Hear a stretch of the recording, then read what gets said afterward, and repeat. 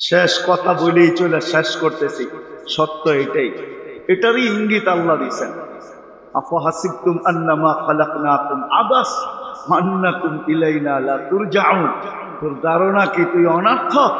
এটা কি আল্লাহ অন্যভাবে আমাদেরকে বুঝাইছেন। আতাইতুকা আইনানি তানদুরু বিহা ওয়ালা উহাসিব। তোর ধারণা কি দৃষ্টি আমি দিলাম আর হিসাব নিব না? এটা বুঝি তোর ধারণা। আতাইতুকা উদুনানি তাসমাউ বিহা ওয়ালা উহাসিব। শ্রবণ শক্তি আমি দিলাম আর তোমার ধারণা এটার হিসাব কিতাব নিব না। আতাইতুকা লিসানান তানতিকু বি। বাকশক্তি আমি দিলাম আর এটার হিসাব কিতাব নিব না। এটা বুঝি তোমার ধারণা। আতাইতুকা আকলান তুমাইয়িসু বি। আকল আমি দিলাম, ভালো মন্দ তুমি বুঝো আর ভাবতেছো এটার হিসাব কিতাব নিব না।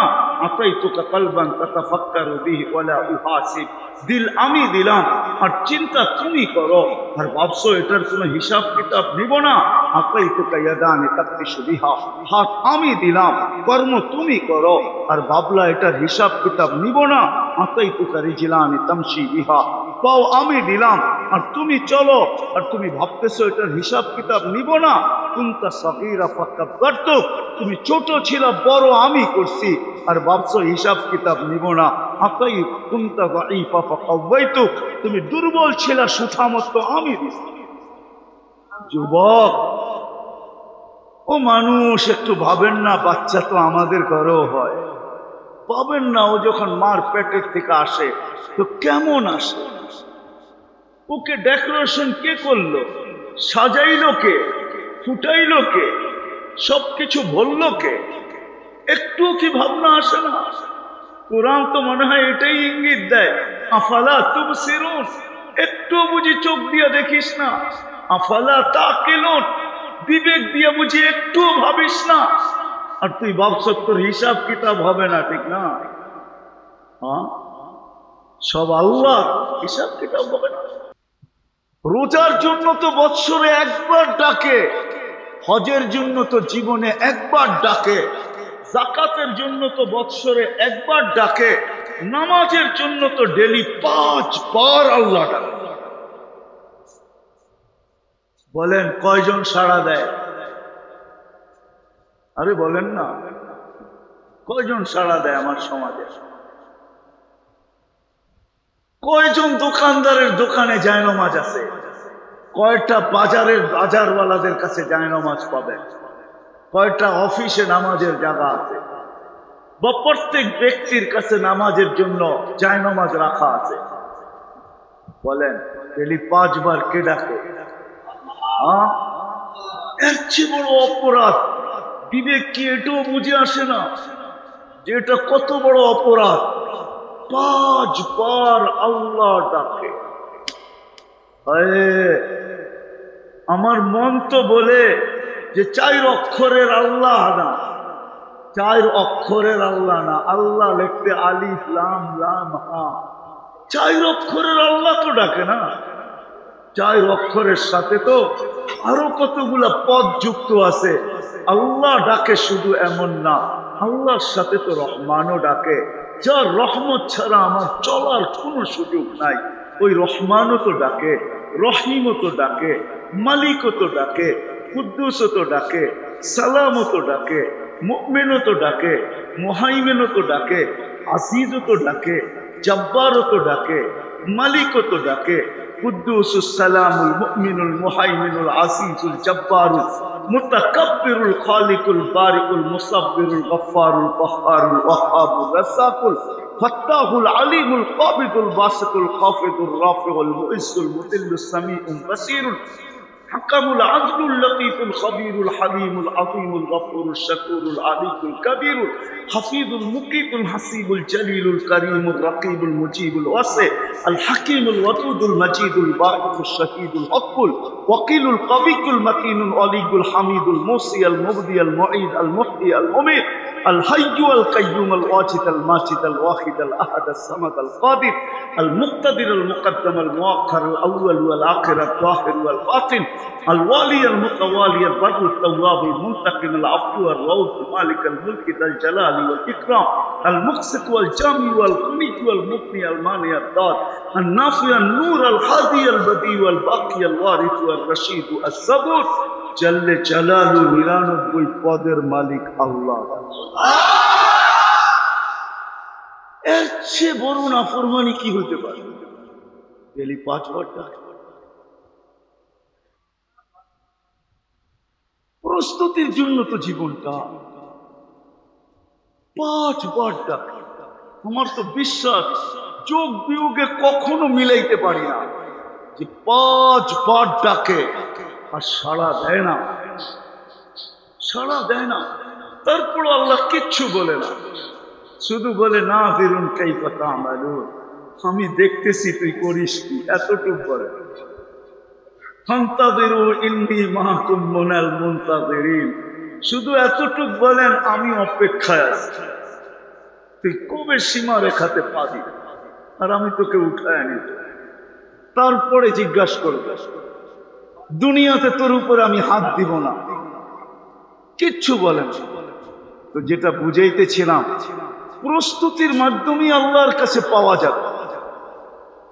যুবক যৌবনের দাম পাবে, পুরুষ পুরুষত্বের দাম পাবে, নারী নারীত্বের দাম পাবে। প্রত্যেকটা ব্যক্তি ওই পজিশন পাবে প্রস্তুতির মাধ্যমে, যে পজিশন আখেরাতে দেওয়া হবে। জান্নাত পাবে, জান্নাত। আরাযীতুম বিল হায়াতিদ দুনিয়া, কোরআন মনে হয় ডেলি আমাদের কানে ধ্বনি দেয়, চিৎকার দেয়, ডেলি আমাদের কানের ভিতরে ধ্বনি দেয় যে দুনিয়ার 1 কাঠা 2 কাঠা নিয়েই খুশি হয়ে গেল, 2 কাঠার মালিক হয়েই খুশি, 3 কাঠার মালিক হয়েই খুশি, 5 কাঠার 10 কাঠার মালিক হয়েই খুশি, দুনিয়ার সামান্য 6 তলা বিল্ডিং পাইয়েই খুশি। হায় মেরে দোস্ত, এটাতেই খুশি। কোরআন মনে হয় ডেলি এটাই ধ্বনি দেয়, আরাযীতুম বিল হায়াতিদ দুনিয়া ওয়াল আখিরাতু খায়রু ওয়া আবকা। আখিরাত ভুলে গেলে, জান্নাত ভুলে গেলে, যার সবচেয়ে ছোট প্লট হইল 2,40,000 মাইল। কত কত? আরে ঘুরা দেখতে গেলেই কয়েক হাজার বছর লাগবে, সবচেয়ে ছোট প্লট। আমার সমাজের যুবক তো ভাবে ওদেরকে একটা প্রবাদ বাক্য ধরা ফেলছে, যুবকদেরকে ওরা প্রবাদ বাক্য শুনছে, চিতাতেই সব শেষ। আমাদের যুবকরাও ভাবে দুনিয়াই সব শেষ। দুনিয়া শেষ? হ্যাঁ, এই দুনিয়ার বিল্ডিং, জান্নাতের 1-1 তালার দূরত্ব হবে জমিন থেকে আকাশ পর্যন্ত, যতটুকু অতটুকু। কাবার কসম, সিঁড়ি বাইতে হবে না, সুপার অ্যাক্সেলেটার লাগানো আছে। যে আল্লাহ দুনিয়াতে অ্যাক্সেলেটারের জ্ঞান দিতে পারে, ওই আল্লাহ সুপারটা জান্নাতে লাগায়, তারপর খাটারাটা আমাদেরকে দিতে। সুপারটা লাগানো, বটন দিয়া চলবে না, অপারেটর লাগবে না, ওটা মনের উপরে চলবে, মনের উপরে। মন বলবে এত তালায় যাব, অ্যাক্সেলেটার টান দিয়া ওইখানে নামায় দেব। সুপার লিফট লাগানো। আমাদের নবীজি চোখে দেখা আইসা বলছে, দেখা আইসা। শুধু শুধু তো কোরআন বলে নাই, তুমি যদি দেখা জান্নাত পাইতে চাও তাহলে তুমি কি করবে? তো কোরআন বলে দিয়েছেন, লাকাদ কানা লাকুম ফি রাসূলিল্লাহি উসওয়াতুন হাসানাহ। আমার বন্ধুর ভিতরে তোমাদের জন্য আদর্শ রেখা দিয়েছেন। শুধু আদর্শ না, হেদায়েত রেখা দিয়েছেন। আমার বন্ধুর ভিতরে তোমাদের জন্য জান্নাত রেখা দিয়েছি, জান্নাত। বন্ধুর আদর্শে জান্নাত পেতে। আজকে তো আমার সমাজ মানতে রাজি না। না আমার কাছে জাদু আছে যে আমি বুঝাইতে পারি, না আমার সমাজ মানতে রাজি, বুঝতেও রাজি না। যা শিখছে তাই বলে, যা বুঝছে তাই বুঝছে, আর কিছু বুঝতে রাজি না।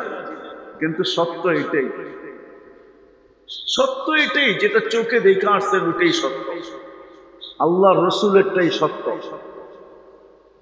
যারা বুঝছেন, সাহাবা বুঝছিলেন, এই জন্যই সব বিসর্জন দিচ্ছেন। নারী তো নারী, পুরুষ পর্যন্ত সব বিসর্জন দিচ্ছেন, যুবক পর্যন্ত সব বিসর্জন দিচ্ছেন, প্রস্তুতি নেওয়ার মতো নিছেন। যার কারণে পুরা কোরআন প্রশংসা করতে করতে করতে করতে 1500 আয়াত পর্যন্ত চলে আসছে সাহাবাদের প্রশংসায়। 1500 আয়াত নাযিল হয়েছে। সর্বশেষ আমি তো প্রশংসা বলি না, মেডেল বলি, প্রশংসার 1500 মেডেল দেওয়ার পরে সর্বশেষ মেডেল আল্লাহ হাতে ধরায় দিয়েছেন, কুল্লুন ওয়াদাল্লাহুল হুসনা, প্রত্যেকের সাথে আল্লাহ জান্নাতের ওয়াদা। আসেন আমরাও আজকের থেকে ভাবি যে প্রস্তুতি নিয়ে যেতে হবে, জীবনটা কাটায় গেলে চলবে না। বনি ইসরাইলের এক বদমাশ ছিল, বদমাশ। মুসা আলাইহিস সালাম বহুত বুঝাইছেন, কিন্তু কোনো কাজে দেয় নাই।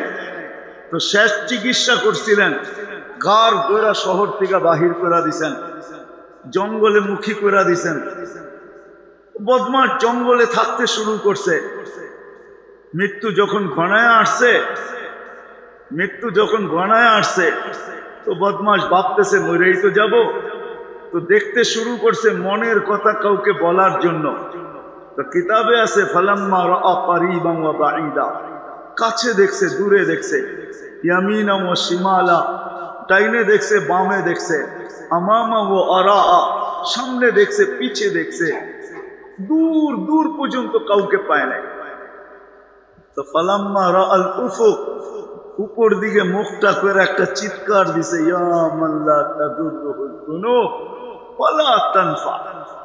আল্লাহ, গুনায় যার ক্ষতি সাধিত হয় না, গুনায় যার ক্ষতি সাধিত হয় না, বান্দা গুনাহ করলে যার ক্ষতি সাধিত হয় না, আল্লাহও হয় না, ওয়ালা তানকুসুহুল মাগফিরা, মাফ করে দিলে যার ভান্ডারে কমে না। ফাআরা আমুতু ফরিদান ওয়াহিদা, তাকায় দেখ আমি একা একা পড়া মরতেছি।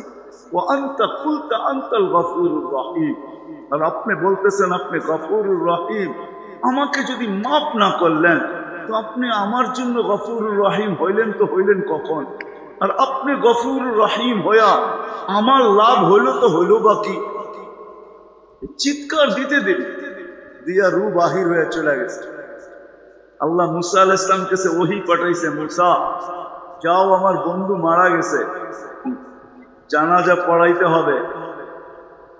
তো বলছে জানাজা পড়াবো বটে, কিন্তু একা তো পড়ানো যাবে না। তো বলছে বনি ইসরায়েলকে নিয়ে চলো।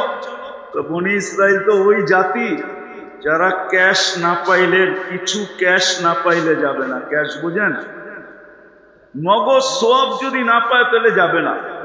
আল্লাহ জোশে চলে আসছে। আল্লাহ বলে বলো আমার ওলির জানাজায় যে শরীক হবে ওকে মাফ করে দেবে। যেমন কথা তেমন ঘোষণা। চলছে জঙ্গলে, যা দেখে বদমাস মরা পড়া আছে। বনি ইসরায়েল তো ছিলই এরকম, সব মুসা আলাইহিস সালামকে চাইতা ধরছে যে বদমাস আবার ওলি হইল কি করে? জীবনে বহুত খেলছেন আপনি আমাদেরকে নিয়ে, এটা কি শেষ খেলা?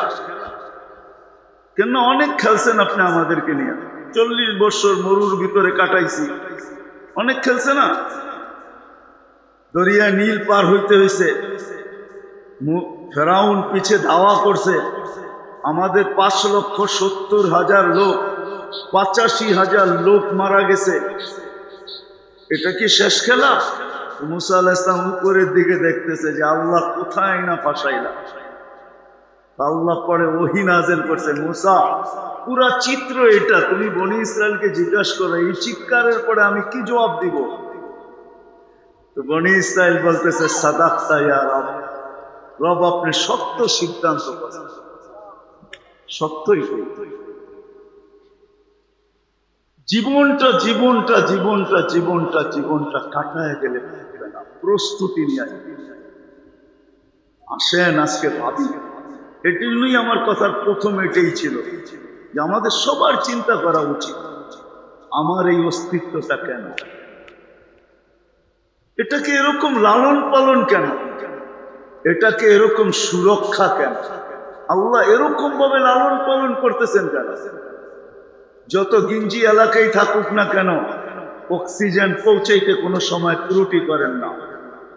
550 লিটার যেরকম জায়গায় থাকুক না কেন, যতই নিম্নমানের বস্তি হোক, তার কিডনিকেও ডেলি 36 বার ডায়ালিসিস করতে দেরি করে। ডেলি 1,60,000 বার শ্বাস প্রশ্বাস নিতে ব্যাঘাত ঘটান না।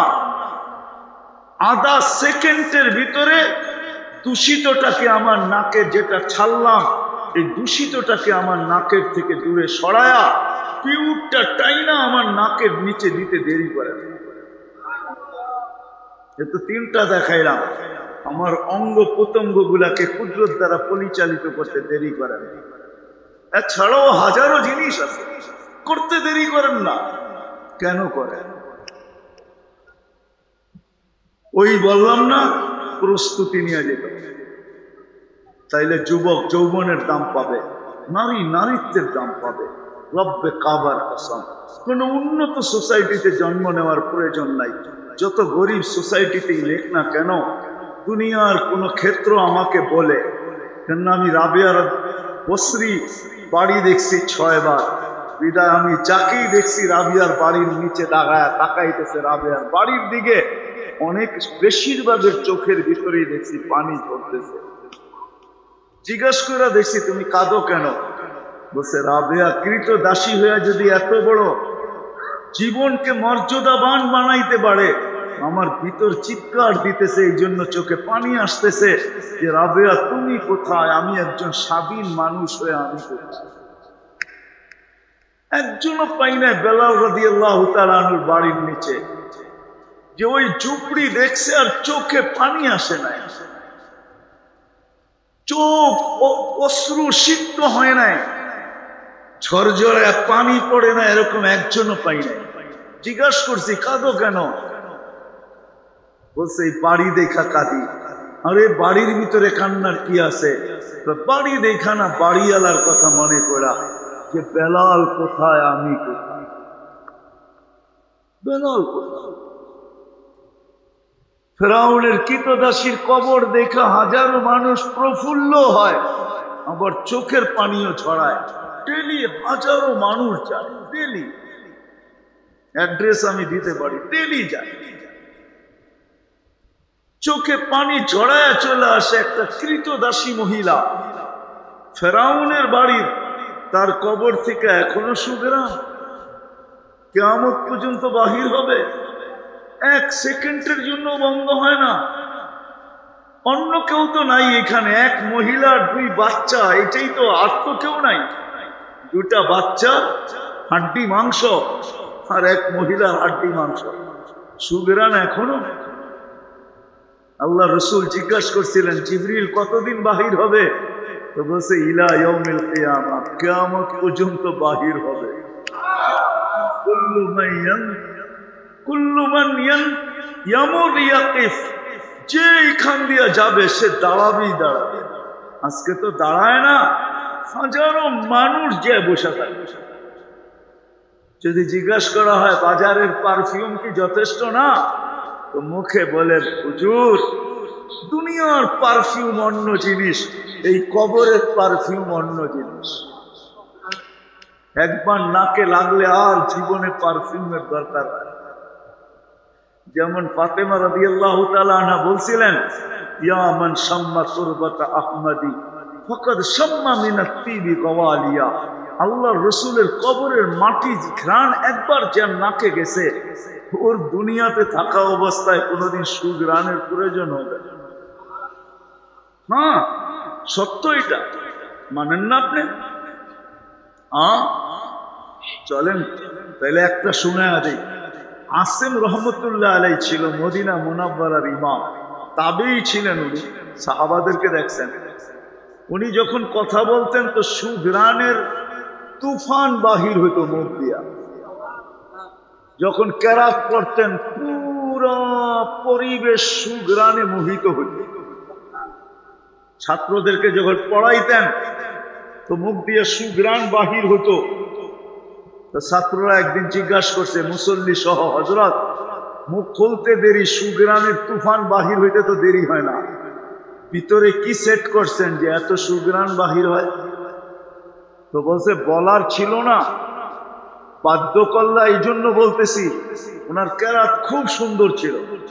তো বলছে রাত্রে স্বপ্নে আল্লাহ রসুল দুই সাথীকে নিয়ে আসছিলেন, আবু বকর আর ওমর রাদিয়াল্লাহু তাআলা আনহু। আয়েশা বলছিল আসেন একটু কোরআন শোনাও তো। আমি বলছি ইয়া রাসূলুল্লাহ আপনাকে কোরআন শোনাবো? বলছে শোনাও। বলে আমি যখন কোরআন শুনাইতেছিলাম শেষ হইল, তখন আল্লাহ রসুল বলছে হা করো। আমি হা করছি। আল্লাহ রসুল ঘুমের ভিতরে নিজের জিহ্বার থেকে লালা আমার মুখে লাগায় দিয়েছেন।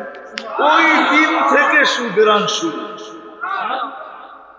যদি স্বপ্নের লালায় সুগ্রাণ হয়, যে মাটির সাথে শরীর মিলা আছে, ওই মাটির সুগ্রাণ কিরকম? এটা তো ফাতেমা রাদিয়াল্লাহু তাআলা আনহার কথা সত্য। বিদায় আসেন, গুছায় নিয়ে আসি। আল্লাহ করুক আজকে আমাদেরকে চিন্তা করার তৌফিক দেয় যে আমার অস্তিত্বটা কেন। এই এলাকার যুবকদেরকে আল্লাহ চিন্তা করার তৌফিক দেন যে সে ভাবুক যে আমার যৌবন কেন, নারী ভাবুক আমার নারীত্ব কেন, পুরুষ ভাবুক আমার পুরুষত্ব কেন। কেন আল্লাহ অস্তিত্ব দিলেন আমাদের? জীবন কি কাটায় যাওয়া না গড়া যাওয়া? কোনটা উদ্দেশ্য? রব্বে কাবার কসম, গড়া যাওয়া ব্যতীত, খোদার কসম, গড়া যাওয়া ব্যতীত দুনিয়ায় পজিশন পাইলেও পাওয়া যেতে পারে, দুনিয়ায় পজিশন পাইলেও পাওয়া যেতে পারে, কিন্তু রব্বে কাবার কসম, যে আল্লাহ সৃষ্টির শ্রেষ্ঠ হিসাবে আমাদেরকে অস্তিত্ব দিচ্ছেন, ওই আল্লাহর কাছে পজিশন পাওয়া যায়। আল্লাহর কাছে যদি পজিশন পাইতে হয়, যুবক যদি যৌবনের মূল্য পাইতে চায়, নারী যদি নারীত্বের মূল্য পাইতে চায়, যদি বলেন যুবকের যৌবনের মূল্য কি, তাহলে আমি দুই একটা দেখাই যে যৌবনের মূল্য কি, দেখি যুবকরা বোঝে কিনা। যৌবনের মূল্য কি? প্রথম একটা দেখাই যৌবনের মূল্য কি। আল্লাহ এক জায়গায় নিজেই বলছেন লাউলা শাবাবা কুশা, যে যুবক প্রস্তুতিতে লাগলো, আখিরাতের প্রস্তুতিতে লাগলো, কবরের মৃত্যুর, কবর, হাসর, মিজান, ফুলসিরাতের, জান্নাত পাওয়ার প্রস্তুতিতে লাগলো, ওই যুবককে দেখা আল্লাহ বলে লাউলা শাবাবা কুশা। এই যুবক যদি দুনিয়াতে না থাকতো, লাজালতু সামা হাদিদা, আমি আকাশকে লোহার বানায় দিতাম, ওয়াল আরদা সাফসাফা, জমিনকে তামার, ওমা আনজালতু মিনাস সামাই কাতরা, কেউ কোনোদিন একটা বৃষ্টির ফোঁটা দেখতো না, ওমা আম্বাতু মিনাল আরদি হাব্বা, জমিন থেকে একটা শস্যের দানা কোনোদিন উৎপন্ন করা হতো না, বাল আনজালতু আলাইহিমুল আযাবা সাব্বা, একের পর এক আযাব দিয়া ধ্বংস করা। সমস্ত নাফরমানি বাদেই দিলাম, একটা নাফরমানি দেখাই, একটা। বলেন, আমি কথা বুঝানোর জন্য বলতেছি, কথা বুঝানোর জন্য বলতেছি, যদি প্রধানমন্ত্রী ডেলি 5 বার কাউকে ফোন দিয়া ডাকে, আর যদি সে প্রত্যেকবার ডিনাই করে, অস্বীকার করে, বা বিমুখ ভাব দেখায়, সে যদি সাড়া না দিল, তো আমাদের দেশের রুলসে কি বলবে? কি হাতকড়ি লাগবে হাতে, না লাগবে না? পায়ে বেড়ি লাগবে না লাগবে না? জেল জরিমানা হবে না হবে না? হ্যাঁ, যদি এটা বিরাট বড় জুলুম হয় যে ডেলি 5 বার ফোন করে ডাকলো, আর আপনি কোনো সাড়াই দিলেন না, পুরুক্ষেপই করলেন না, কোনো জবাবই দিলেন না, আপনি গেলেনই না, আপনি মূল্যায়নই করলেন না। আরে মেরে দোস্ত, হইতে তো এরকমও পারে, হইতে এরকমও পারে আপনার অস্তিত্বটা মাটিতে মিশে যেতে পারে।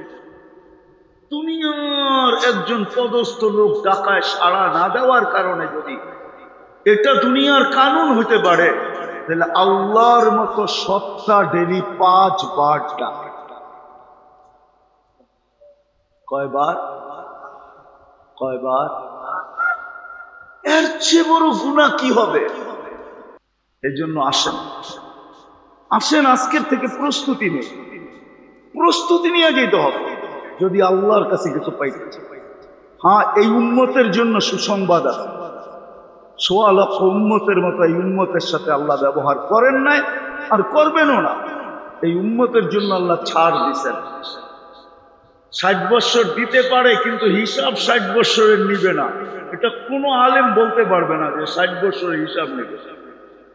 বয়স ৬০ দিতে পারে, কিন্তু ৬০ বছরের হিসাব নিবে না। প্রথম ১৫ বছর মাফ করা আছে, প্রাপ্ত বয়স্ক হওয়া পর্যন্ত মাপ, এটা হিসাবের খাতায় আসবে।